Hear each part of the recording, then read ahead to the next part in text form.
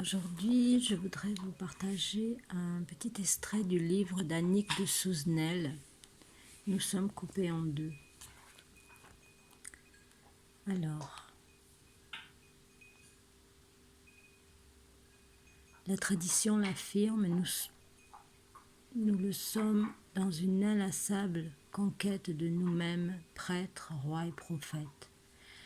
Étant tous des Adam, des hommes, nous portons dans une des composantes de notre nom, en hébreu, la présence d'une vocation de maternité.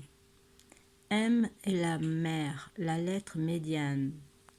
Dalep signifie la porte. Elle indique et elle nous indique que nous avons des portes à passer, c'est-à-dire que nous avons à naître en nous-mêmes à des états de conscience différents.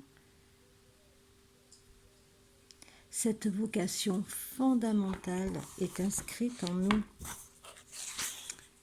Son déroulement programmé dans le noyau divin de notre être.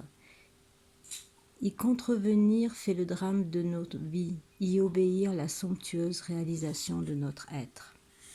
Y obéir implique que nous mettions un point d'arrêt à notre esclavage au monde extérieur où nous nous trouvons exilés de nous-mêmes et que nous nous retournions vers notre intériorité.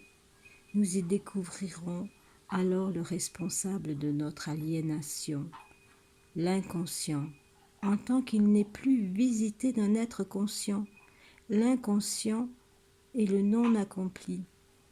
Selon le vocabulaire hébreu, un espace infini, voilé, peuplé d'énergie potentielle qui gravite autour du noyau fondateur de l'être. Il est le pôle féminin de l'être, abandonné à lui-même, non visité du pôle mâle, accompli de l'être, le conscient. Il est une jungle destructrice qui s'objective dans le monde extérieur auquel l'homme se prostitue. Mais si nous nous retournons vers l'inconscient, de prison, voire d'éventuels tombeaux qu'il était, il sera matrice. Matrice d'eau, tout d'abord, elle est d'ordre énergétique et se situe dans notre corps biologique au niveau du ventre chez l'homme comme chez la femme. Elle assure la gestation du Fils divin, Bar en hébreu, qui ouvre nos textes sacrés dans le mot Bereshit. Ce mot Bereshit signifie dans le principe. Il peut être aussi lu Bareshit, un fils je pose. Le Fils se révèle être le principe, la semence divine déposée en notre être. Le Fils est avec l'Esprit, le noyau fondateur de l'être dont je viens de parler, l'image de Dieu en nous.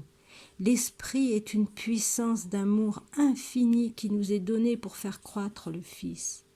Si l'homme se retourne en lui-même et entre en résonance avec ce noyau de vie, s'il commence d'œuvrer en son esprit avec l'Esprit Saint de Dieu, alors sa véritable identité grandira et habitera des champs de conscience de plus en plus larges, des terres intérieures nouvelles, un autre réel puis un autre encore.